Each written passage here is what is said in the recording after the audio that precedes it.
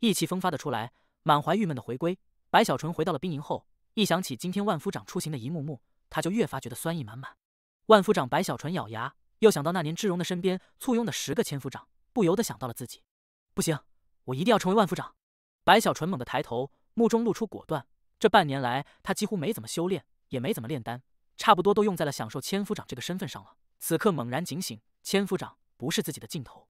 随着想要成为万夫长这个念头的出现，白小纯不由得想起了白灵曾经说过，让自己努力成为万夫长的事情。以万夫长的身份退役后，回到了宗门，会成为铁血堂的长老。白小纯喃喃低语，觉得自己知道的消息不算全面，于是外出打探一番。这种事情在5大军团内不算秘密，甚至广为流传。白小纯稍微问询，就知道了一切。当他听到这铁血堂的长老地位尊高，远超其他寻常长老，甚至只比掌门矮上半分时，白小纯倒吸口气，极为动容。这怎么可能？那可是星空道极宗的掌门啊！虽也是元婴，可地位极高，但这铁血堂的长老竟只比其矮半分。白小纯觉得不可思议，但随着他不断的打探后，最终彻底的明白了。5大军团就连掌门也都无法碰触，天人也只是来坐镇，真正能掌控5大军团的，只有星空道极宗的半神老祖。铁血堂之所以地位超然，是因为铁血堂同样只听命半神老祖的命令。白小纯口干舌燥，怦然心动。他琢磨着，自己若能混成万夫长，那么过几年时间满了，回到宗门后，先是换金木水火土5份天兽魂，凑成一份完整的5行魂后，成就天兽元婴，紧接着又可以成为铁血堂的长老。到了那个时候，自己就是高高在上了，与其他长老地位完全不同。逆河宗那里也必定因此获得好处，而自己这里一样好处多多。想到这里，白小纯顿时心头火热，目中似蕴含了无数的小星星在闪耀，充满了期待。我一定要成为万夫长！白小纯狠狠一拍大腿。可有此志向后，白小纯又开始犯愁了。他当年就算过，想要成为万夫长，需要的战功之多，需要上百次如当年的那场战争才可。可如今过去了大半年，如曾经那样规模的战争，始终再没有出现过，这不由得让白小纯着急。于是，在之后的日子里，他总是去长城的城墙上遥望外界的蛮荒，总是期盼能看到土著大军。怎么还不来？该死的！我时间不多了呀，只剩下7、8年了，怎么办？白小纯站在城头，唉声叹气，眼巴巴地看着，望眼欲穿。这些土著与魂修也太怂了，怎么不来打呀？白小纯等了1个多月，郁闷无比。他4周的修士这段日子经常看到白小纯，也听到了他的轻声嘀咕，一个个面面相觑，目光怪异。在他们感觉蛮荒土著不来攻打，这是好事，觉得白小纯的想法与其他人不一样，纷纷奇怪。当然也有一些人看着白小纯，内心也在感慨，为什么不来？还不是因为你，若不是你的那些手段，往年的时候蛮荒的进攻每隔几天就出现一次，每个月都有一次较大的。又等了一段时间，白小纯实在没办法，他此刻一想到战功，眼珠子就会发红，咬牙之下准备走捷径。没办法了，那些土著不听话，我只能想别的办法赚战功了。我一定要成为万夫长！白小纯红着眼离开城墙后，直奔主城中心的高塔巨幕而去。他记得之前在那里兑换物品时，曾看到有一个任务榜单，里面似乎有个必杀榜，与蛮荒的必杀榜一样，上面似乎都列了一些名字，击杀后会有惊人的战功赏赐。我现在身为千夫长，手下强者无数，就不信赚不到战功。白小纯呼啸而去，很快就到了中心区域。到了高塔下方，此地有不少修士，看到白小纯后，纷纷点头注目。白小纯抬头望着高塔上的巨幕，取出身份令牌，临时融入后，立刻搜寻必杀榜单，很快就找到了，立刻从第1名看去。一看之下，白小纯睁大了眼，吸了口气。红尘女，在这必杀榜内排在第1位的，赫然是红尘女，且很清晰地标注出了此女修为天人境初期，手段残忍，性格冷酷，甚至还提醒众人，若修为不到天人，遇到此女，若能逃走，立刻就逃。此女出道至今，灭在其手中的修士之多，骇人听闻，尤其是元婴修士，更是被她杀戮不少。更为惊人的是，此女修行的时间居然不到200年，以不到200年的时间，竟修炼到了天人，这种事情在白小纯看来是几乎不可能的。尤其对方是蛮荒修士，在那资源贫瘠的蛮荒，没有天地之力，只有魂力，在这样的情况下还能达到如此程度，可见这红尘的资质必然逆天。我记得这个红尘女白小纯在看向这必杀榜第1的排名时，她的脑海里瞬间就浮现出了一张女子的面孔。这女子相貌绝美，甚至比陈曼瑶还要秀美3分，穿着一身红色长袍，使得身姿妙曼，可偏偏目中的锐利之芒，使得此女煞气滔天，哪怕是看着画面，也都让白小纯吸了口气。他立刻就想起当初自己在长城上与陈鹤天交战之人正是这女子，同时他也想到了之前也正是这女子要出手灭杀自己，红尘女的画面，并非是指在白小纯的脑海里出现，而是任何人看向这个排名时都会出现的画面，方便所有修士留意。如此惊艳的人物，整个长城对他的悬赏自然也是惊人。但凡能击杀此人，立刻就会被提升成为军团长。若是没有其他军团长替换，甚至可以再单独组成一个军团。这种奖励超出了白小纯所想的万夫长，让白小纯这里在看到后极度眼热，满是羡慕。可一想到现实，他就撇了撇嘴。这不废话吗？真能干掉这娘们，一定也是天人了。谁还稀罕一个军团长的身份啊？白小纯摇摇头，觉得自己要是有这个本事，就不在这里待着了，早就回到逆河宗。想来就算是星空道极宗，也不愿意轻易去得罪一个天人吧。白小纯叹了口气，又看向第二名。这第二名也是一个天人，叫做惊蛰。后面一连串的战绩让人触目惊心。白小纯心惊肉跳，继续看去，渐渐愁眉苦脸起来。他发现这排名在前30的，居然都是元婴境的炼魂师。虽然更后面的开始出现了结丹，可战功却明显减少了很多。白小纯粗略的算了算，他发现自己若是从结丹下手，那么需要从30多名直接杀到200多名后，才勉强具备成为万夫长所需的战功。这可怎么办？白小纯长叹一声，不得不放弃从这个榜单上获得战功的念头。他觉得此事太危险了。可一想到万夫长的荣耀与辉煌以及种种好处，白小纯又觉得不甘心，琢磨着自己有什么长处可以让自身在战功上获得的更多。头痛啊！白小纯思来想去，发现自己除了炼丹外，似乎没什么长处了。不对，我还有一个长处。白小纯脚步一顿，猛然间他想到了自己在忽悠赵天骄时自称情圣的一幕，不由得内心一动。转头看着必杀榜上的第1名，白小纯眨了眨眼，有些纠结。难道我白小纯为了一个万夫长要去牺牲色相，去勾引那个红尘女不成？白小纯觉得悲愤委屈，尤其是想到对方年纪比自己大，看似漂亮，可说不定有什么怪癖。他觉得自己若这么做了，牺牲太大了，不划算啊！白小纯再次垂头丧气，打消了这个可怕的想法。莫非上天也嫉妒我白小纯，注定了不让我此生晋升万夫长吗？白小纯悲怆的抬头，背着手看着天空，半晌之后，他长叹一声，耷拉着脸的就要离开这高塔巨木所在之地。可就在他要离开之时，四周有修士在那高塔外打开储物袋，将自身在外收集的一缕缕冤魂放出。储物袋无法长久的容纳冤魂，所以这些冤魂都有些暗淡。此刻飞出后，还没等反应过来，那高塔巨木就猛地光芒一闪，传出一股吸力，眨眼间就将这些冤魂吸入巨木中，使得巨木地灵动，似更多一分。白小纯原本要走了，可此刻却脚步顿住，回头睁大了眼，看着那修士祭献冤魂后，显然战功增加了一些，带着兴奋远去。完整的看完了这一切，白小纯目中露出强烈的光芒，他猛地一拍大腿：“对啊，我怎么忘了这个？可以祭魂啊！只要有足够的魂祭献，就可以近乎无限的增加战功啊！”也不行，刚刚激动，可马上白小纯又发起愁来。祭献魂虽是一个获得战功的好办法，可如今战争减少，冤魂也减少，白小纯觉得自己空有一身降魂的本事，可却没有用武之地，不由得再次长叹一声，黯然离去。直至回到了军营，白小纯还在烦恼头痛。他思索再三，知道想要获得足够的魂，只有一个办法，那就是离开长城，去蛮荒中搜寻，这样的话才有可能获得冤魂。不行啊，外面太危险了，我还是别自己作死了。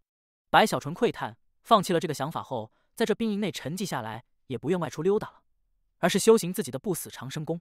不死长生功的第3层不死经，他如今只差头颅就可以彻底大成，眼下药草虽足够，可这头颅不比全身4肢。白小纯性格谨慎，稍微修行后，发现的确存在了危机，于是不敢一鼓作气，琢磨许久，尝试一番后，决定在修行上更细微一些，以确保安全。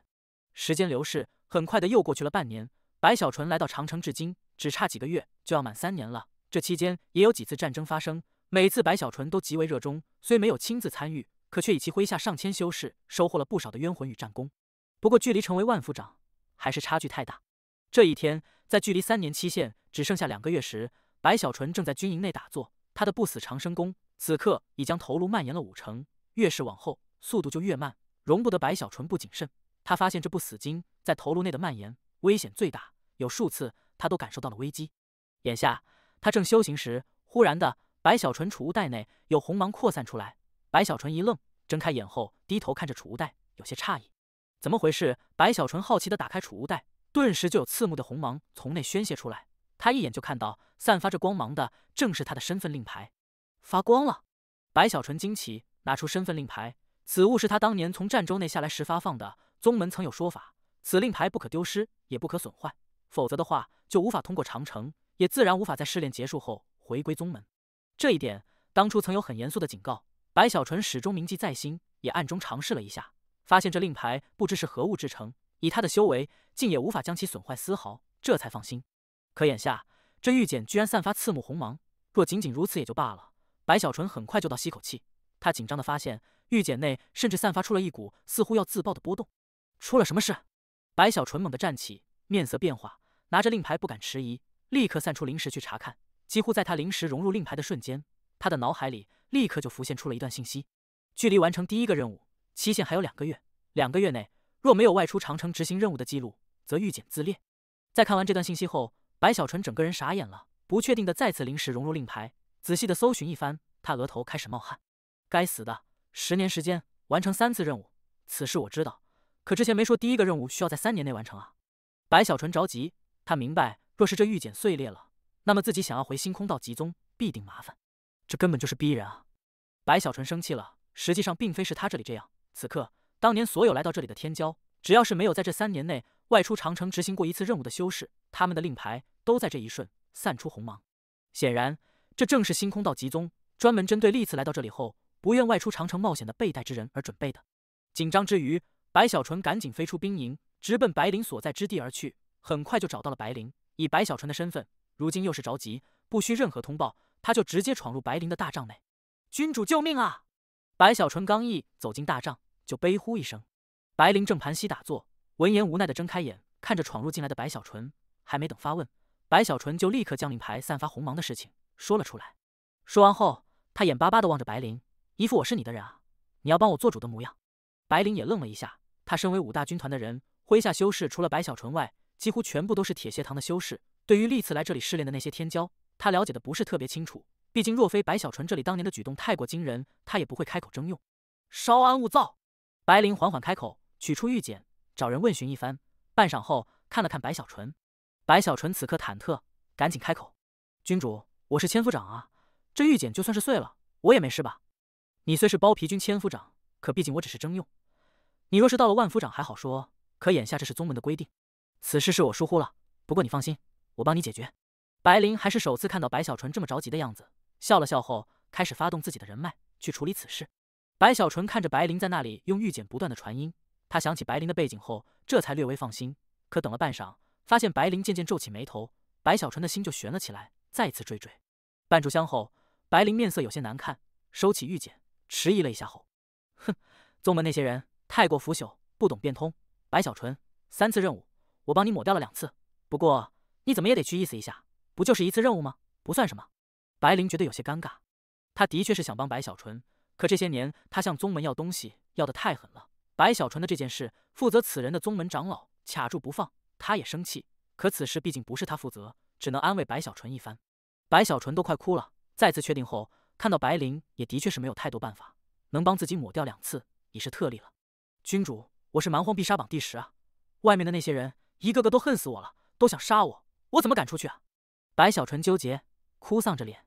没事，这样你乔装打扮一番，快去快回，没人知道的，此事只有你我2人知晓。白灵赶紧劝说，况且虽宗门卡住此事不放，可白某也有别的方法，不就是任务吗？长城的任务也是任务，你身为千夫长，我给你权力，你可以自己发布1个任务，自己去完成不就得了？不过按照要求，至少也需要金丹以上程度的任务才可，毕竟所有任务都需高塔巨墓内真灵审核后才可通过。白灵干咳一声，提醒白小纯，自己发布任务，自己完成。白小纯一听这话，顿时抬头，眼睛亮了一下，放松下来，哈哈一笑，抱拳离去。柳暗花明又一村啊！白小纯兴冲冲地回到了军营，在脑海里思索一番后，立刻喊来赵龙，拿着长城外的地图到来。在军营内，白小纯研究了地图后，指着距离长城不到10里地的一处小山谷，就这里了。一旁的赵龙愣了一下，好奇地打量了一下地图上的小山谷，那里很寻常，平日里看不到任何踪影。他不知道白小纯指着那里是什么意思。大人，这山谷怎么了？赵龙问道。根据情报，在这小山谷内存在了堪比元婴初期的魂角兽，需要有人去那里灭了此兽，拿魂角来换战功。你去发布这个任务。白小纯一挥手，肃然的开口。啊！赵龙呆了一下，魂角兽是蛮荒内一种特殊的凶兽，其角不但有药用价值，更是炼制魂角功的主要材料。只不过这种魂角兽一般都是在冤魂聚集的地方出没，而这小山谷距离长城只有10里地，那里更没有任何魂，根本就不可能存在魂角兽。况且距离长城这么近，时常发生战争，就算真有魂角兽，也早就跑了。除非这魂角兽傻了，才会在那里安家。最重要的，堪比元婴初期的魂角兽，大都在蛮荒深处。这个大人，那里有魂角兽？况且发布任务，只有万夫长才有资格。我们赵龙迟疑了一下，看向白小纯，一脸茫然。我说有就有，快把任务送去给君主。白小纯一挥手，那个战功赏赐多少？赵龙苦笑，抱拳问道：“此任务太危险了，这种凶险万分、九死一生的任务，只有重赏才有人去接。这样吧，就赏1亿战功好了。”白小纯干咳一声，果断开口。他话语说出，赵龙整个人懵了，倒吸口气，猛然间明悟，古怪地看着白小纯。还有，别忘了提醒君主，任务发布前告诉我一声，千万不能让别人抢走这个任务。白小纯郑重地叮嘱。赵龙苦笑，点头后离去，一路走在主城里，他内心满是感慨。这种坚守自盗的事情，他也羡慕。很快的就到了白灵所在之地，层层上报后，将任务的交了上去。当这任务玉简落在白灵手中时，白灵看到里面的1亿战功，顿时睁大了眼，差点把玉简掉在地上。这是明抢啊！就算是想要战功，这也太明显了。不到10里的小山谷，有魂角兽也就罢了，还元婴初期，最后居然好意思给自己赏赐1亿战功。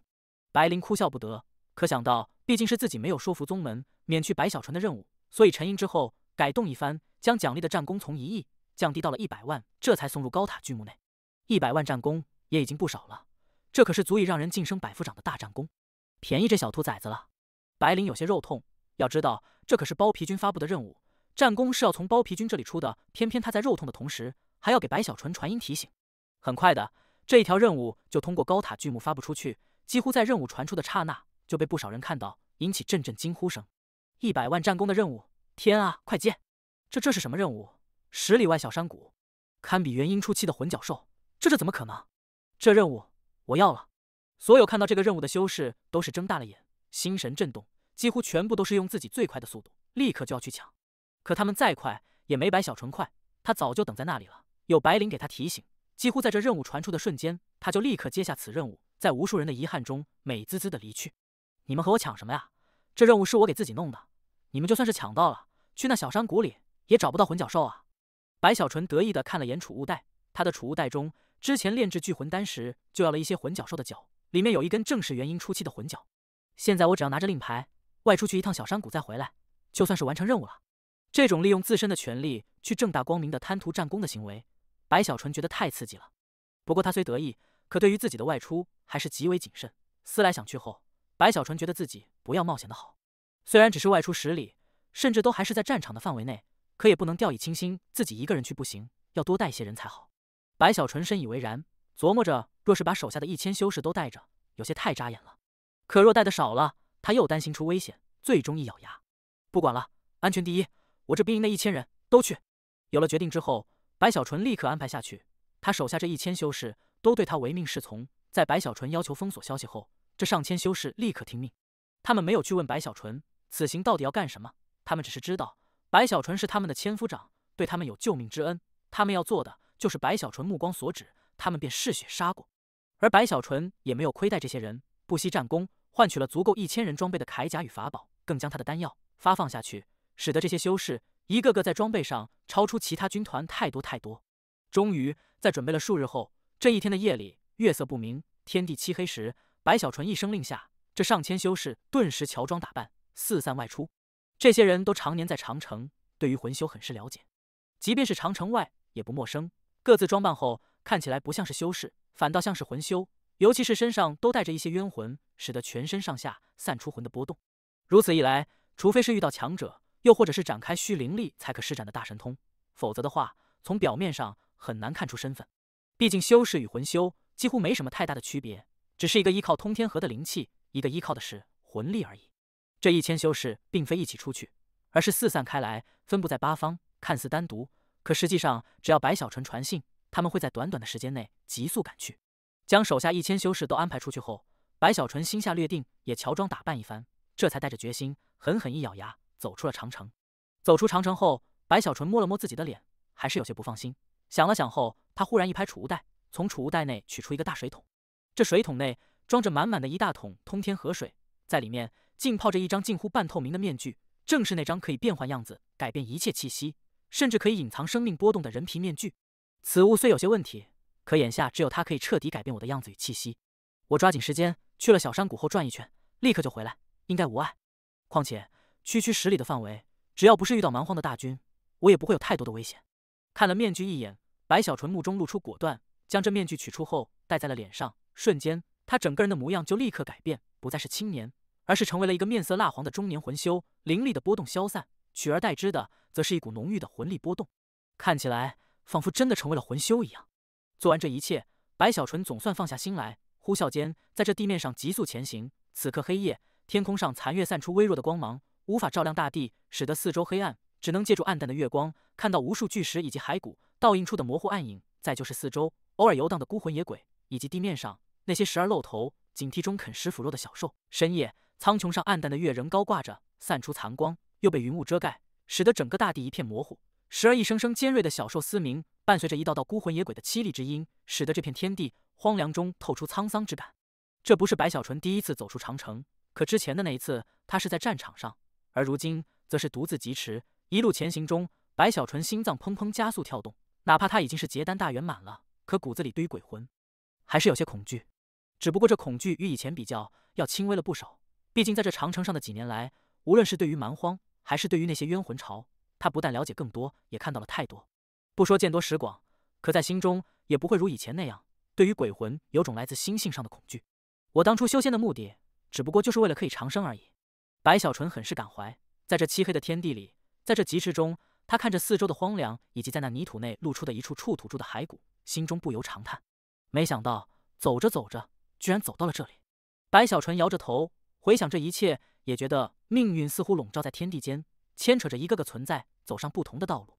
半晌之后，白小纯重重的摇头，挥散了内心升起的思绪，带着警惕，脚步也渐渐慢了下来。此刻他所在的位置已是长城6、7里外，这里虽还算是战场的一部分，可也快要到了边缘。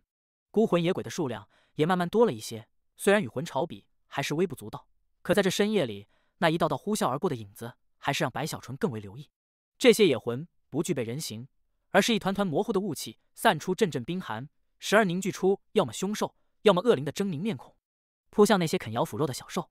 还有一些野魂则是在那一处处骸骨体内钻来钻去，似想要附体一样，可因骸骨完全失去了灵动，任由那些野鬼如何穿梭，也都无法成功复存。白小纯小心翼翼的前行，远远的看到这些野魂后就立刻绕开，不是他不能出手，而是没有必要。这些魂数量太少，品质又一般，白小纯如今眼界很高，也看不上了。且一旦出手，就会引起四周的波动，到了那个时候，反倒会带来不必要的麻烦。若魂多一些还好，可若为了个别野魂，实在不值得。越是前行，这四周的魂就越多。当白小纯距离小山谷所在只剩下1里地时，他目中露出亮光，看向前方，这里的魂不少啊。在他的前方有至少上千野魂正在四下飘荡，发出轻微的呼啸声。实际上，原本在这长城外是不会有这么多野魂的，只不过之前的几次大战，白小纯的聚魂丹使得不少魂畏惧四散逃遁，这才使得附近的魂数量增多，足有上千了，也算一笔战功了。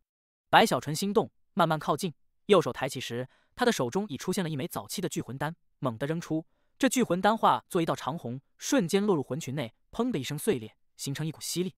刹那间，这四周上千的魂就瞬间被那聚魂丹吸走。白小纯速度极快，眨眼临近，一把抓住被聚魂丹吸收形成的魂球，乐呵呵地放入储物袋内，又看了看四周，发现没有引起太大的动静后，嗖的一声继续前行，很快就到了小山谷外。刚一踏入这里，白小纯猛地就看到山谷内居然也有几百个野魂正在四下飘散，他看了后就乐了，没想到这次出来居然这么顺利。白小纯很高兴，他觉得自己运气很好，这一路走来没有任何魂能察觉自己，安全达到目的地的同时还能小有收获。此刻目光在山谷内一扫，白小纯又取出一枚聚魂丹，正要扔出时，忽然他内心一动，猛地侧身，目中刹那露出锐利之芒，看向身后。几乎在他看去的瞬间，他的身后竟有一团红色的雾气从地底呼啸而出，速度极快，可似乎如看不到白小纯一样，竟从白小纯身边刹那飞过，直奔山谷内。那红色的雾气也是一团魂，在飞入山谷后幻化出狰狞的鸟头，直接杀入魂群内，吞噬撕咬。一时之间，山谷内的魂顿时乱了起来。元婴魂！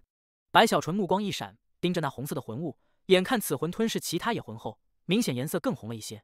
白小纯舔了舔嘴唇，元婴魂的价值虽不如天兽魂，但也能换取一定的战功了。可白小纯却迟疑了一下。按照道理来说，那元婴魂方才目标应该是我才对，可此魂似乎看不到我。白小纯回想之前的一幕，觉得有些不对劲。他沉吟少顷，向前走出几步，慢慢靠近山谷。可任凭他如何靠近，山谷内那些魂都似乎没有半点察觉。尤其是还有一些野魂，在那元婴魂的追赶下，四散时路过白小纯这里，竟视若无睹，直接呼啸而过后，白小纯睁大了眼。他们真的看不到我？白小纯这一次真的吃惊了，胆子也大了一些，索性一晃而出，直接踏入山谷内，在那些魂中游走。渐渐的，白小纯双眼睁得越来越大，目中带着不可思议，甚至他还伸手去阻挡一个魂的前行，可却眼睁睁的看着那野魂一头撞在自己手中，被白小纯一捏之下直接收走。偏偏他哪怕收走了这野魂，可其后追击而来的那赤色的元婴魂竟还是没注意到白小纯，而是在这四周找了一圈，又扑向其他野魂。眼看着山谷内野魂越来越少，很快的就只剩下了那缕元婴魂后，白小纯也终于确定了，的的确确，这些魂看不到了自己。他心脏砰砰加速跳动，低头看了看自己的身体，又伸手摸了摸自己的面具，目光闪烁了几下。之前战场上那些魂是能看到我的，可现在却看不到，那么原因应该是出自我的面具。白小纯右手摸着自己的面具，沉吟之后，忽然小心翼翼将面具摘下。就在他面具摘下的瞬间，那赤色的元婴魂原本向着山谷外飘去，可却猛然间如被刺激一样，竟刹那转头，直勾勾地盯着白小纯，口中似要发出凄厉的嘶吼，看那样子，仿佛要不顾一切地冲向白小纯。可还没等这元婴魂的尖叫传出，白小纯瞬间就将面具再次戴上，这一切速度极快，那元婴魂直接愣了一下，闭上了口，在这四周找来找去，明显的失去了白小纯的踪迹。白小纯就在那元婴魂的不远处，亲眼看着这一切，他顿时激动起来。发达了，这面具居然还有这种奇效，好在当初没扔。白小纯狂喜，身体一晃，直接出现在了那茫然不知的元婴魂身边，右手抬起猛地一挥，在这元婴魂没有丝毫察觉中，闪电一般直接掐在了手中，不等其反应，狠狠一捏，骤然收走。成了，这就是抓魂的至宝啊！配合我的聚魂丹，我万夫长所需的战功岂不是指日可待？白小纯越想越兴奋，在这山谷内绕了一圈后，算是完成了任务。看了看天色，如今距离黎明还早。走出山谷后，白小纯想了想，琢磨着自己有这面具，魂都看不到自己，且四周还藏着上千手下，在安全上可以说是没有什么问题。至于那上千手下修士的安全，白小纯明白，他们只是藏身潜随，不需要时常出手，可灵活多变，且相互也能配合。这样的话，除非遇到土著大军，否则安全无碍。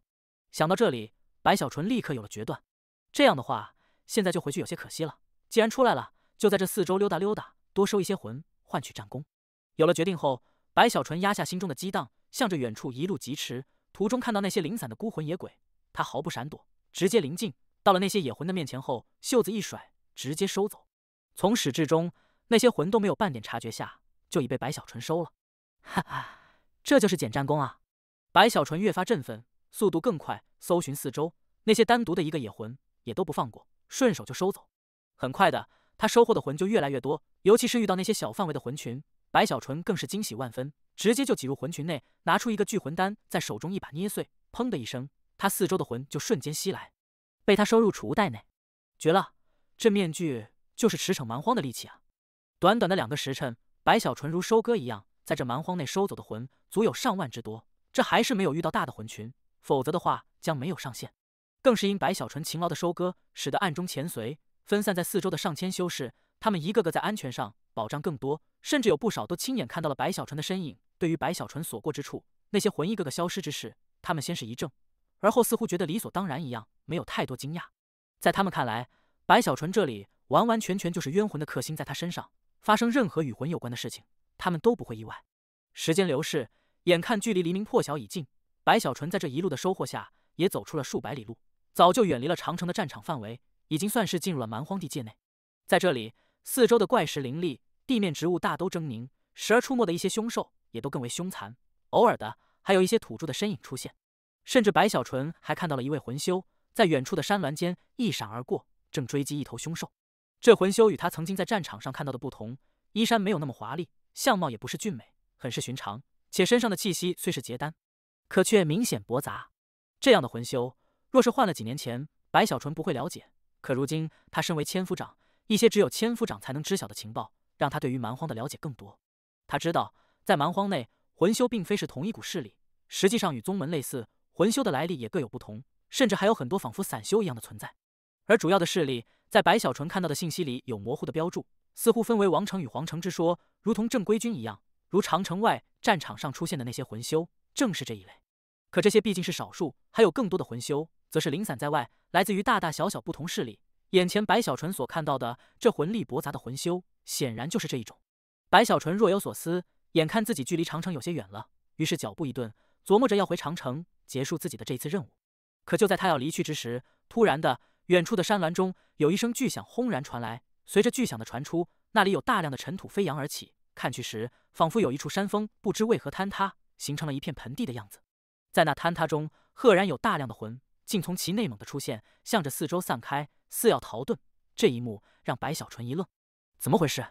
白小纯看去时，立刻在这八方也有不少土著与魂修察觉那里的异常，一个个都看到了那些四散的魂后，顿时心动，竟急速的飞出，直奔坍塌的山峰而去，抓捕那些散出的魂。魂对于白小纯来说是战功，对蛮荒而言价值一样，不但是进攻长城的手段，更是他们的资源。毕竟蛮荒没有天地之力，有的只是这没有数量的无穷之魂。这些魂，他们抓捕后会有专门的贩卖之处，甚至还可以卖给那些炼魂师，换取可供修行的魂药。而越是靠近长城的战场，因战争与死亡，这里的魂明显就越多一些。所以在这里，在这深夜中，才会有这些土著与魂修暗中来临，抓捕野魂。眼看随着山峰的坍塌，随着那些魂的扩散，四周至少有数十个土著与10多个魂修出现抢夺。白小纯也双目一直，这里的魂至少也有数万啊！白小纯心动了，目光扫过众人，发现里面没有一个是元婴，大都是筑基结丹，最强的3、5人也只不过是结丹大圆满后。他身体一晃，直接飞出，冲入那些土著与魂修中，看见魂就一把抓去。我的！白小纯越收越多，呼啸间穿梭开来。那些土著与魂修看不出白小纯修士的身份，以为也是魂修，也没有去在意太多。可渐渐的，他们一个个睁大了眼，发现白小纯抓的魂太多了，他一个人抓的数量竟足有总数的5成多。且在他们看去，白小纯速度太快，往往瞬间冲入魂群内，还没等那些魂察觉，挥手间就收走大片，使得那些土著与魂修大都扑空。这一幕幕，那些堪比筑基的土著与魂修只能隐忍，可那几个结丹大圆满的魂修目中已露出怒意与杀机。这是哪里来的猴子啊？速度这么快！该死的，他一个人抢的比我们所有人都多，他找死不成？尤其是其中一个老者，这老者衣着寻常，可目中却有紫芒闪耀。虽是3个结丹大圆满之一，可另外2人竟似以他马首是瞻。他冷冷地看了眼白小纯，目中寒芒闪过。蛮荒是没有规则的，裸的强者生存，弱肉强食，在这里实力才是唯一。眼看这些人杀意升起，白小纯眯起了眼，脚步停顿下来，一样怒视过去，甚至身上还散出了煞气。若这些人里有原因，白小纯绝对不会是眼下这个样子。可现在这些人中最强的就是结丹大圆满，白小纯岂能怕了？尤其是想起自己有1000手下在远处，只要自己一声令下，全部都会很快到来后，白小纯更不怕了，甚至嚣张起来。比眼神时，他的眼神更为凶残，一副一言不合就要大打出手的样子。来啊，谁敢动手？白小纯怒吼一声。那些魂修与土著终究还是没有出手，毕竟白小纯方才的速度让他们也很是忌惮，且看起来似乎如凶魔般的样子，擅长斗狠。于是，在老者的冷哼中，不再理会白小纯，而是看向坍塌的山峰形成的盆地，呼啸间直奔那里而去。这些结丹强者都如此，那些堪比筑基的魂修与土著，自然也都惹不起白小纯，只能忍着也去了盆地，想要碰碰运气。眼看众人飞向盆地，白小纯嘿笑一声，意气昂扬，得意的哼哼几声。算你们识相，知道你家白爷厉害。白小纯抬起下巴，大有一副天下无敌的样子。这种可以仗势欺人的场面，他自然不愿就这么走了，于是傲然的抬起头，背着手飞向盆地。刚一靠近盆地，白小纯立刻发现这盆地内竟存在了一个个洞窟，正有大量的魂从那些洞窟内飞出，甚至还有一些竟是赤色的元婴魂。这里怎么这么多魂？白小纯惊得大喜起来，立刻冲入进去，开始收割。所过之处，一个个元婴魂被他瞬间收走。那些狐修与土著随着再次陆续的扑空，看向白小纯时，杀意更浓，甚至开始慢慢向着白小纯围拢。白小纯抿了抿嘴唇，心底隐隐有些期待他们出手，然后自己华丽转身，召唤上千修士出场的一幕。一想到这个画面，白小纯就激动了。快点对我出手啊！白小纯内心呼唤时，抢夺魂的速度更快，这一次不再针对元婴魂，而是所过之处，不管什么魂都不放过。那结丹大圆满的老者此刻忽然笑了，笑容里带着渗人之意，身体内突然散出黑雾，此雾在外瞬间翻滚，凝聚出一个巨大的骷髅头后，老者向着白小纯猛地一步迈去。可就在他这一步走出的瞬间，忽然的一声比之前还要强烈的轰鸣巨响，直接从这盆地内猛地震天传出。轰！巨响的出现极为突兀，不但让那准备向白小纯出手的老者一愣，就连白小纯也都怔了一下，更不用说四周的其他土著与魂修，一个个都面色大变。还没等反应过来，一股惊天动地的气浪随着巨响的传出，从这盆地内爆发出来。这气浪扩散四方，不管众人什么修为，都瞬间就被这冲击卷动身体，四散开来，甚至一些筑基土著身体猛地震动，竟在这气浪下直接崩溃了身躯，发出凄厉地惨叫，身死魂灭。这一幕幕让白小纯吸了口凉气，也让其他众人一个个惊疑不定。怎么回事？之前山峰坍塌形成盆地，如今这盆地竟也崩溃，这莫非有重宝出世？就在这众人都吃惊时，忽然的，在那传出巨响与冲击的盆地内，猛地传出了一股巨大的吸力。这吸力对众人无效，可却使得四周散开的野魂一个个颤抖中蓦然倒卷而去，竟直接就被吸入盆地里。与此同时，阵阵咆哮嘶吼赫然从盆地内惊天动地的传出，这声音刚一出现，立刻就撼动了所有人的心神，哪怕是白小纯也都心神摇晃起来，仿佛地动山摇一般，面色变化。其他众人更是如此，一个个吃惊时，唯独那老者目中露出不可思议与不敢相信，甚至激动的身体都颤抖起来。这时老者呼吸变得急促，他话语还没等说完，突然的，在那盆地内直接再次传出了一声轰鸣，随着轰鸣而起的，则是一大团白色的雾气。这雾气猛地冲天，隐隐可见，在那雾气内似存在了一道金色的身影，居然随着雾气一块冲天而起。眨眼间，随着金色的身影清晰起来，一头金色的鳄鱼之影赫然于这雾气内显露出了完整的身躯，一股金属性的气息更是随之扩散开来，形成了一股波动。这波动被白小纯等人感受到的刹那，所有人的脑海里都瞬间浮现出了三个字：天兽魂。此次所有土著与魂修，不少人失声开口，一个个目中刹那就露出疯狂与贪婪。不过那些堪比筑基的土著与魂修，则是心惊肉跳的急速后退。他们明白这种事情自己参与不得，一旦参与，万劫不复。而那些结丹的土著与魂修，则疯狂无比。身为蛮荒强者，在这贫瘠的天地里，一切都要依靠抢夺，早就养成了富贵险中求的性格。若修为不够也就罢了，眼下结丹修为可以有一争的资格，他们岂能罢休？且天兽魂太少见了，甚至很多人一辈子都无法看到一个。要知道天兽魂，哪怕是看到，也都算是一场机缘了。可眼下居然出现在了这里，此事太过突然。可越是突然，就越是让人疯狂。瞬间，这些人就直奔那金色的鳄鱼而去。这金色的鳄鱼出现在了半空时，目中还有茫然，似乎它刚刚诞生不久，还没有太多的神智。可越是这样，对众人来说，争夺起来就越是激烈。轰鸣中，这数十个结丹修士就相互厮杀起来。明显的，其中有大半似乎来自同一个势力，他们彼此联手，竟让那些零散魂修节节败退。尤其是那三个结丹大圆满，在这局面下更是仿佛无敌，所过之处轰鸣阵阵，向着那天兽魂越来越近。也就是在这时，天兽魂虽神智没有恢复，但本能却在猛地后退。只要有人靠近他一定范围，他就会避开。白小纯睁大眼，脑海嗡的一声，气息有些急促，心神震动。他虽有天人魂，可这天兽魂还是首次看到，且天兽魂的价值，即便是不如天人魂，可一样罕见少有。若是去换战功的话，价值之大，足以抵消3成万夫长所需的战功。如今这么一个天兽魂，居然就直接出现在了自己的面前。白小纯整个人顿时激动起来。我的！白小纯大吼一声，直接展开拳速，直奔那刚刚出现的天兽魂而去。速度之快，刹那冲入那群魂修中，大袖一甩，一股狂风骤然而起，猛地爆发开来，将四周几个结丹修士直接卷走。他使用的明明是灵力，可在那面具下，竟散发出阵阵似乎魂力一样的波动，使人无法看出端倪。眨眼间，惨叫传出，那几个被卷开的魂修鲜血喷出，看向白小纯时已有骇然。白小纯就如同一头暴龙，直接杀入进来，一路横冲直撞，眼看就靠近了那天兽魂。偏偏这天兽魂在别人靠近时会立刻避开，可白小纯这里靠近，他仿佛没有察觉，也没有看到一样，竟毫不闪躲。白小纯立刻惊喜，知道自己这面具居然连天兽魂都无法察觉，顿时哈哈大笑，正要一把抓去。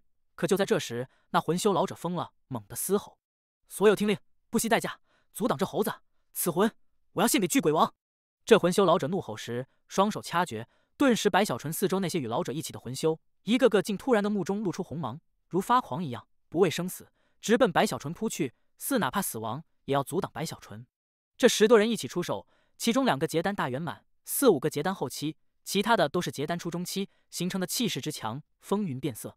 可就算是这样，他们也依旧不是白小纯的对手，无法阻挡白小纯的脚步。只是白小纯他们阻挡不住，可随着发狂，随着临近，却能惊动那天兽魂。此魂虽看不到白小纯，可却能看到其他人被这一惊之下猛地避开，使得白小纯一抓落空，轰鸣之声也在这一瞬扩散四方。这10多人的神通术法全部都轰在了白小纯身上。白小纯全身一震，毫发无损。眼看那天兽魂逃开，眼看那魂修老者竟扔出一枚赤色的光球，这光球显然是某种专门抓魂的宝物，刹那散开，形成一张大网，居然将那天兽魂一把套住。白小纯立刻怒了，他全身寒气轰然爆发，至寒气息猛地扩散，轰鸣间，他的四周那10多个结丹修士全部瞬息中被这寒气冲击而过，一个个眨眼间就化作了冰雕，形神俱灭，方圆万丈，直接成为了寒池。魂修老者几乎魂飞魄散，他怎么也没想到白小纯这里居然如此可怕。骇然中，在这生死危机下，他一只手抓着大网，一只手抬起狠狠一拍额头，砰的一声，竟从他天灵内飞出了一座残破的巨鬼雕像。头有双角，皮肤青色，全身凸显无数冤魂面孔，整个身躯看起来狰狞无比的同时，似有无穷肉身之力蕴含在内，双目赤红，仿佛从幽冥爬出，正是传说中在蛮鬼之上的巨鬼。这雕像刚一飞出，就猛地散发出青色的光芒，更有一股阴森煞气滔天爆发，隐隐的似乎在这煞气内还存在了一丝天人的波动。他身影藏在这煞气内，使得白小纯那至寒的万丈范围在覆盖他这里时竟慢了一些，使得这老者拽着大网内的天兽魂急速逃出。虽勉强逃出，可他全身冰寒，鲜血喷出时，那血液都是冰渣子，看得他肝胆欲裂，大吼一声：“我是巨鬼王麾下蓝侯座下第7弟子，来此执行密任，你敢伤我！”老者眼看生死危机，白小纯那里又煞气弥漫，他哆嗦了一下，顾不得太多，一指那头顶漂浮的残破巨鬼雕像。顿时这雕像嗡的一声，竟从其内飞出了足有50多道身影，刹那就化作了50多个土著。这些土著一个个都面无表情，目中露出红芒，身体蓦然膨胀，成为了数10丈大小。尤其惊人的是，他们散出的肉身波动竟都是结丹。最为惊人的是，他们的身上居然都穿着制式的铠甲，在那铠甲中都雕刻着巨鬼的雕像，使得他们的战力更为强悍，且在出现后竟彼此组成了一个阵法，将那老者保护在内，对抗寒气的同时，也守护着阵法内的老者急速后退。老者松了口气，看向白小纯时，目中再次露出杀机。在这50多个土著巨人出现后，白小纯也是一惊，之前那雕像的不俗本就让他惊讶，如今又看到这些土著，白小纯目光一闪，又听到了老者的自称，知道自己遇到的不是寻常的魂修，尤其是这些土著明显与白小纯在战场上看到的那些土著不一样。战场上出现的土著大军虽数量庞大，且一个个杀意很重，可却明显如散修一样，一盘散沙。而如今出现在白小纯面前的这50多个土著巨人则完全不同，他们的身上更多的是冷静，而藏在那冷静下的疯狂也让白小纯瞳孔微缩。显然这些土著是经过了特殊的修炼，如同精锐一般，甚至他们的铠甲也非同小可，在自己的制寒下竟能抵抗一番，且配合阵法之力，居然能保护那老者后退，甚至隐隐的这阵法似将这50多土著的力量融在了一起，一旦彻底展开后，可以形成如逆河宗阵法巨人一样的化身，爆发出的修为堪比元婴。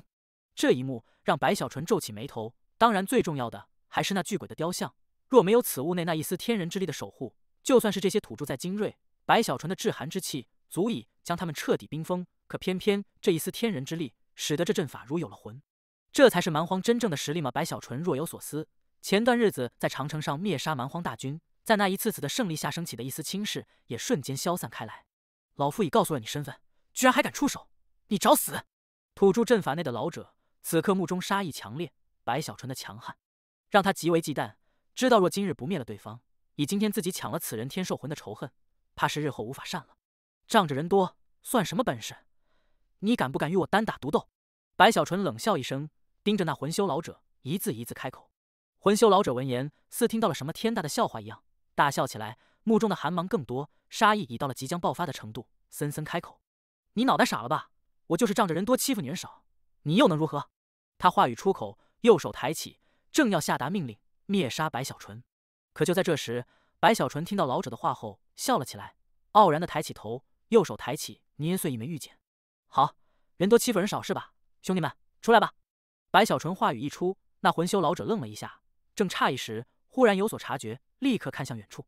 只见白小纯话语还在回荡，远处大地中猛然间就有数十道身影不再隐藏，蓦然爆发，呼啸而出，直奔此地而来。哼，就这点人，老者冷笑。可话语还没说完，他就面皮猛地一突。另一个方向，一道道长虹凭空出现，轰鸣间冲向此地。更远处还有数十道长虹。眨眼间，这四面八方一道道身影全部出现，爆发出自身极致的速度，疾驰而来。这所有人加在一起，足有数百之多。老者面色变得惨白，呼吸都滞住了，身体颤抖。可这一切没有结束，在更远处，赫然还有数百身影从八方呼啸，俨然是将这里层层保护，轰鸣临近。足足上千人，在这一刻，惊天到来。那魂修老者面色苍白如纸，睁大了眼，连连吸气，目中露出绝望的骇然与无法置信，更有不可思议。这不可能！他不知道这些人是如何躲藏的，自己居然没有任何察觉，这必然是用了某种自己所不了解的手段。而更让他惧怕的是，这上千人居然每一个都是结丹，而如自己这样的结丹大圆满，居然还有不少。兄弟们，给我灭了这老头！白小纯此刻英姿勃发，激动无比，得意的大吼一声，右手抬起，向着老者一指，杀！上千修士气势如虹，如千军万马，形成滔天轰鸣。此刻齐齐咆哮，使得天地色变，风云倒卷。尤其是这些人煞气弥漫，骄兵悍将之势，来临时的杀意，使得魂修老者脑海嗡鸣。不但是他如此，他四周那50多个土著，一个个也都倒吸一口凉气，不禁有些呆愣住了。他们做梦都没有想到，这个家伙的四周怎么就冒出这么多的修士？魂修老者尖叫一声，他知道一旦让这些人聚集，自己必死无疑。此刻嘶吼逃！几乎在他开口的刹那，那50多个土著立刻就爆发出了阵法之力，带着老者直奔远处逃遁，试图在那上千修士包围前冲杀出去。给我打！白小纯得瑟的大喊一声。他们速度虽快，可这上千修士出身5大军团，更是与白小纯曾经经历了死亡的考验，从数十万敌军内杀回，一个个早就凶焰滔天。此刻轰然出手，刹那间就在这半空中杀向那50多个土著巨人。你奶奶的，敢抢我的天兽魂！最过分的是，你们居然仗着人多欺负我！白小纯看着1000人冲杀那50多人，这壮观的一幕让他热血沸腾，连连大喊。轰鸣回荡，那50多个土著巨人根本就坚持不了多久，很快的就一一嘶吼中崩溃。甚至在这上千修士的围杀下，在那错落有序的排阵中，这些土著的阵法之力都无法发挥太多。眼看四周轰鸣不断，死亡逼近，惨烈无比。那魂修老者身体颤抖，悲愤中又听到白小纯的话语，他有种要哭的憋屈感觉。欺人太甚！你仗着人多，有本事你和我单打独斗！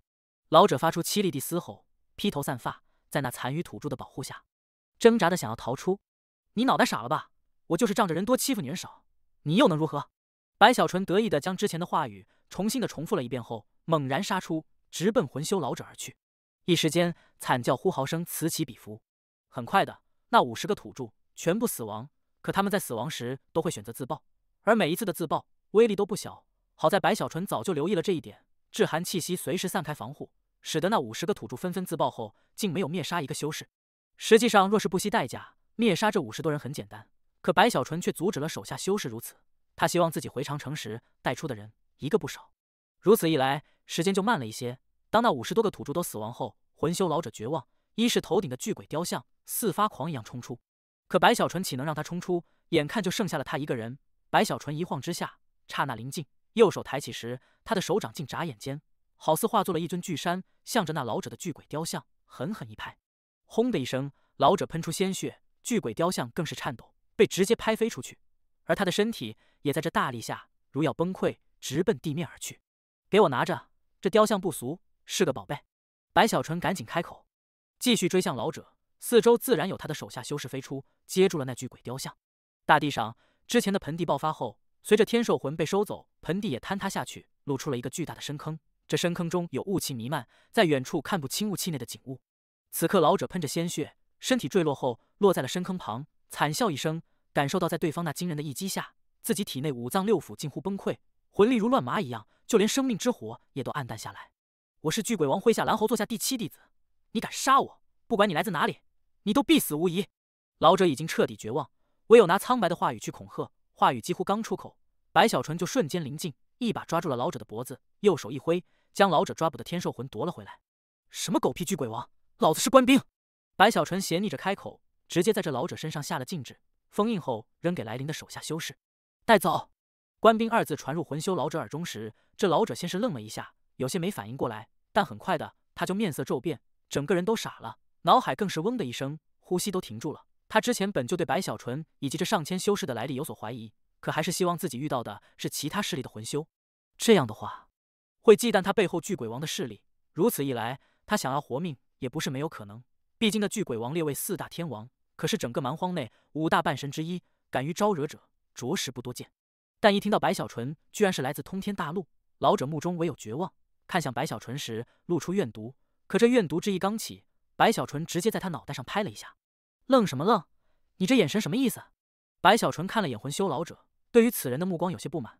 他觉得自己已经很仁慈了，若是换了其他人，说不定直接就把这老者给灭了。可自己这么善良，没有杀他，只是打算把他绑了带回长城去换贡献而已。毕竟战俘可换取的战功更多，但他居然还如此怨毒地看着自己，这就让白小纯不高兴了。魂修老者咬牙，心底暗恨，可此刻也明白了自己已没有其他选择，若不想立刻就死在这里，只能隐忍，想着或许以自己在巨鬼城的背景，或许长城方面不会灭杀自己。内心苦叹一声，老者咬牙低头，这才对嘛，老实点。白小纯又拍了下这老者的头，得意地呵斥一声。他觉得自己现在老威风了，于是干壳中正要大袖一甩，班师回城。可就在这时，突然的，他身边那弥漫了雾气的深坑中，猛然间有一声声凄厉的嘶吼传出。这嘶吼白小纯熟悉，那是魂的尖锐之音。这一幕有些突然，吓了白小纯一跳。他立刻后退，神色警惕地看向那充满雾气的深坑。这深坑看起来足有万丈大小，到底多深看不清晰，里面雾气太浓，肉眼看去看不清具体，甚至就算是临时散开，也依旧一片模糊。可方才那一声声凄厉的魂音，显然不是少量冤魂传出，从声音去判断，怕是至少也有上万冤魂的咆哮。大人，此地不对劲，似有天然的禁制存在，我们还是尽快离去吧。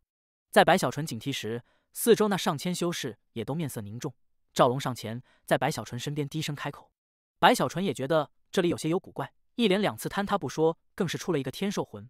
而这所有的一切，至今为止发生的时间已不短，可偏偏无论是长城方面还是土著部落，居然都没有一个来查看，仿佛他们根本就察觉不到这里的异变。白小纯神色凝重起来，点了点头后，又看向那弥漫了雾气的深坑，想起里面必定存在了大量的魂，若这么离去，有些不甘心。那可是一份份战功啊！白小纯沉吟中，忽然眉心第3目已是睁开，体内修为运转，融入通天法眼内，顿时就有一道紫光从他眉心第3目内散出。以通天法眼再次看向那弥漫了雾气的深坑时，立刻的那迷雾竟急速的消散开来。发现有效，白小纯立刻加大修为运转，俱都涌入通天法眼内，使得紫光更为强烈，雾气的消散也加速了太多。这一幕不但是白小纯能看到，那魂修老者也能清晰目睹，就连四周上千修士也一样可以看到雾气的消散。随着消散，露出了万丈大小的深坑，虽还是看不到具体多深，可却能看到在那深坑内竟有数不清的魂在徘徊游走。这些魂的数量之多，仅仅是在洞口内就足有10万之多，尤其是里面竟有不少，赫然都是元婴魂，且仅仅是洞口边缘就如此，无法想象在里面到底有多少魂存在，怕是无法计量。这一幕不但让白小纯全身一震，四周那上千修士更是一个个面色凝重，瞳孔收缩。这里的魂太多了，就算是众人身上都有聚魂丹，可这深坑内的魂若是都爆发出来，他们必死无疑。尤其是那些魂的怨气，明显超出曾经所见的其他魂。如此一来，一旦引起这些魂的暴动，那么必定凶险万分。那魂修老者睁大了眼，呆呆地看着魂坑时，也被这一切震撼，不敢引起半点动静。他明白，冤魂数量到了如此多后，其蕴含的可怕之力，一旦引起那些冤魂的注意，那么他这里不需要修士去杀了，在这魂的吞噬中必死无疑，且死亡的过程极为凄惨，那是魂被吞噬、肉身被夺舍的恐怖。跟随众人回长城，虽是战俘，可或许还能活命，但若在这里试图引起混乱，那么他绝没有活命的可能。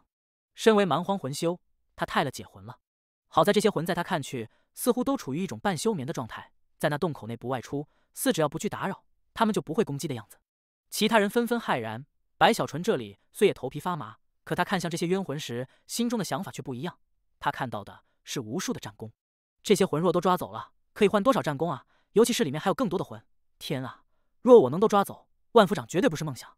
白小纯使劲抿住嘴唇，顿时心动，可他却犹豫了一下，毕竟这里的魂太多了，他就算有聚魂丹也很危险，最好能引出一些，或者让这些魂分散开。白小纯琢磨着，虽然自己有面具保护，可还是不够稳妥，不怕1万，就怕万一只是放弃的话，太过遗憾。白小纯想了想，慢慢退后，示意四周修士也轻微的退后一些距离，不去刺激这些冤魂。直至上千修士都退出了数百丈外，到了一个相对安全的距离时，白小纯目光一闪，看向那位被擒住的魂修老者。这魂修老者此刻刚刚松了口气，猛然间发现白小纯在看着自己，他愣了一下，也看向白小纯时，察觉到白小纯目中的闪烁。老者内心咯噔一声，他不知道眼前这个结丹强者要对自己做些什么，可他有种强烈的预感，绝不是什么善事。可还没等他颤抖的开口，白小纯嘿笑一声，脸上露出笑容，上前拍了拍他的肩膀：“道友，你刚才抢我天兽魂的事，我就不计较了。这样吧，你帮我一个忙怎么样？也不是什么大忙，很简单的，我给你一枚丹药，你拿着走进那个洞里面，在手里捏碎。记得啊，一定要走进去后再捏碎。你看多简单啊！”白小纯热切地望着魂修老者，取出一枚聚魂丹，一脸期待。老者闻言，脑海轰的一声，身体哆嗦，睁大了眼看着白小纯，都快哭了。“大人，你放过我吧，我愿意做战俘。我知道很多聚鬼城的消息，我有价值。”“我知道，我知道。来来来，乖，拿着丹药。”白小纯轻咳一声，强行地掰开老者的手，把一枚聚魂丹放在他的手心里。“去吧。”老者挣扎，更是低吼起来：“不去，去了等于送死，我绝不去。”白小纯一看这老者居然这样，立刻面色不悦，很是生气，怒喝一声：“你敢不去，我就让这些人再揍你一顿，然后把你扔进去。今天你去也得去，不去也得去。”白小纯话语一出，四周上千修士杀意弥漫，盯着老者。老者止不住颤抖，满腔悲愤。他明白今天自己根本就没得选择，不去的话，眼前这个煞星也会把自己扔进去。无奈之下，老者狠狠一咬牙，眼珠子都红了，拿着丹药豁出去般冲出几步后，又小心翼翼起来，慢慢靠近深坑。几乎在他飞出的瞬间，白小纯猛地后退，四周上千修士也刹那退后，快速的就都退出了1000丈开外，摆出一副随时可以展开全速逃遁的准备。白小纯更是如此，在1000丈外回头，目不转睛地盯着冲向深坑的老者。老者一脸悲壮，内心对白小纯不停的诅咒，极为恶毒。他虽拿着丹药，可却没联想到白小纯的身份，毕竟这聚魂丹5大军团的修士，不说人人具备，也相差不远。该死的猴子，你不得好死！老者内心咒骂，咬牙中忐忑地靠近深坑。站在这里时，他回头一看，发现白小纯等人已在1000丈外，尤其是那一副随时及时逃遁的样子，让这老者心里更不是滋味。可他实在没有别的办法了。若按照白小纯说的，或许还能有一丝活命的可能。若是自己捣乱，那么白小纯那些人或许不会全部死亡，可自己这里了，必死无疑了。纠结半晌，白小纯在远处都不耐烦了，高喊一声：“你快点啊，大家都等着呢，等你奶奶的！”老者内心大骂，咬牙后向着深坑一步走出，刹那就踏入坑中。刚一进来，顿时这坑内的那些冤魂原本正在相互飘荡，可却刹那间全部停顿，猛地转头，齐齐看向老者。老者头皮都要炸开，脑海一片空白，大吼一声，将手中的丹药猛地捏碎。还没等那些魂反应过来，聚魂丹就轰的一声崩溃碎裂，眨眼间一股巨大的吸力猛地四散开来。刹那，足有上万的冤魂竟身体扭曲，来不及挣扎，直接就被那丹药吸来，成为了一个魂球，被魂修老者瞬间收起。与此同时，四周其他的冤魂如被刺激了一样，全部发出凄厉的嘶吼，甚至在这深坑的内部，还有更惊人的咆哮轰鸣而出。眨眼间，似有风暴从这深坑内冲天而起。那魂修老者厉叫一声，猛地转身就逃。几乎在他冲出的刹那，他的身后一股弥天雾气轰鸣爆发，那雾气喷出，其内蕴含的魂数量之多，竟足有100万以上，甚至还在爆发，后面还有更多的魂海呼啸喷出。救命啊！老者惨叫，他不敢逃向其他区域，心底更是对白小纯等人怀恨在心，于是直奔白小纯所在方向急速飞来。他速度快，可白小纯的速度更快，几乎在这老者捏碎聚魂丹的刹那，他就猛地疾驰远去，连同四周上千修士，眨眼间就纷纷化作长虹逃出。眼看白小纯等人逃得太快，老者咬牙切齿，无奈之下只能爆发出全力。可偏偏他修为又被之前封印限制了一些，此刻几乎玩命才勉强逃出。只是身后的魂海死死的追击，尖锐的嘶吼声不断的回荡，那种随时随刻都生死危机的感觉，让这老者绝望中直接破口大骂起来：“猴子，你不得好死！我做鬼也不会放过你！”老者悲吼。这一幕幕让前方逃遁的修士都心神震动，白小纯更是心头突突。在身后轰鸣震天时，白小纯边逃边回头看去，没有去看那老者，而是目光在那无边无际的魂海中一扫。100万不是，1000万也不是天啊！这里到底有多少魂啊？白小纯头皮都要炸开，此刻速度更快。至于那老者，白小纯也没法去顾及了，心底更有一丝懊悔，觉得自己方才太贪心了。正苦笑时，忽然白小纯神色一动，露出诧异，猛地回头，立刻就看到那魂修老者凄厉的咆哮挣扎逃遁的身后，那数不清的魂海竟只是追出了不到数百丈，甚至还没等完全的扩散开来，竟不再追击，而是在这数百丈内环绕，形成了风暴卷向天空，随后就重新的回归万丈洞窟，很快的就消失不见，慢慢平静下来。白小纯一愣，四周逃遁的上千修士也是呆了一下，尤其是那个魂修老者，更是劫后余生般，神色内带着不可思议的庆幸。我没死。老者颤抖，眼泪流了下来，可还没等他从这狂喜中恢复，白小纯已瞬间临近，直接就出现在了老者的面前，狐疑的打量了老者一番。魂修老者身体一僵，看向白小纯时，内心忐忑，这四周都是白小纯的人，他明白自己逃不掉，又想起自己之前的咒骂，哆嗦了一下后，赶紧将手中的魂球递给白小纯。大人，我老者正想解释一下，却被白小纯打断。白小纯绕着老者看了几圈，这里摸一摸，那里碰一碰，让这老者更为紧张，竟没有继续追击。莫非这老头身上有什么古怪？白小纯绕着老者检查一番，也没看出什么不同的地方，更为狐疑，于是开口：“这样，既然那些魂不追你，那你再去试试。”白小纯说着，又取出一枚聚魂丹，就要递给老者。老者一听这句话，整个人如要炸了一样，眼睛猛地瞪大，怒火再也压制不支，轰然爆发：“不去！你奶奶的！你就算让这1000人把我给活剐了，我也不去，死也不去！”老者怒吼，他真的要疯了。之前的肝胆欲裂，如在死亡线上游走的一幕幕，让他如崩溃般，此刻整个人颤抖不已，近乎歇斯底里。四周那1000修士看向这老者时，没有丝毫同情，更是冰寒极多。可却知道，这老者如果连死都不怕了，想要让他去探路，难度太大。于是有人走出抱拳开口：“大人，属下愿意去试探。”“大人，我去。”“大人，此试探之事，属下可以。”眼看陆续有人走出，白小纯知道他们是想报恩，可他岂能同意？毕竟若真说安全，还是他自己去最为稳妥。于是又看了看那深坑，白小纯狠狠一咬牙：“都退下！还有你，吼什么吼？就你嗓门大啊！”白小纯瞪了魂修老者一眼，挥手间将那老者绑了，扔给手下后，他看着那深坑，迟疑了一下，猛地迈步向前走去。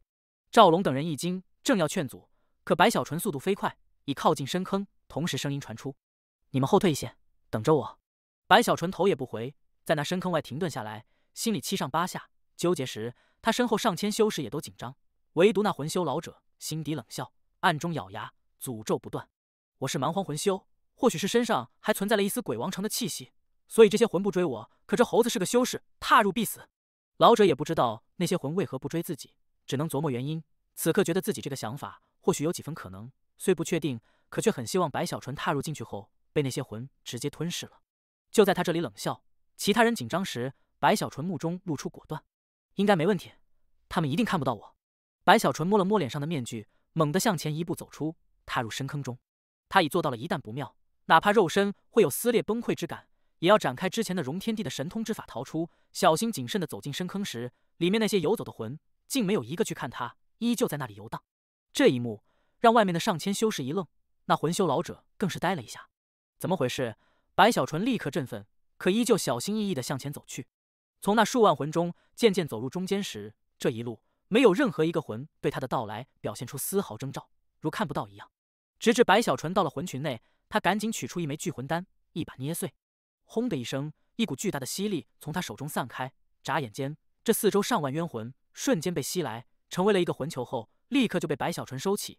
与此同时，这魂潮大乱，无数的魂嘶吼急速游走。白小纯立刻紧张，可等了一会，发现任凭四周那些发狂的魂潮如何的暴躁，也都无法找到自己后，他顿时安心下来。尤其是察觉洞外的手下正一个个吃惊地看着自己时，白小纯心底嘿嘿一声，索性背着手，抬起下巴，摆出一副高深莫测的样子。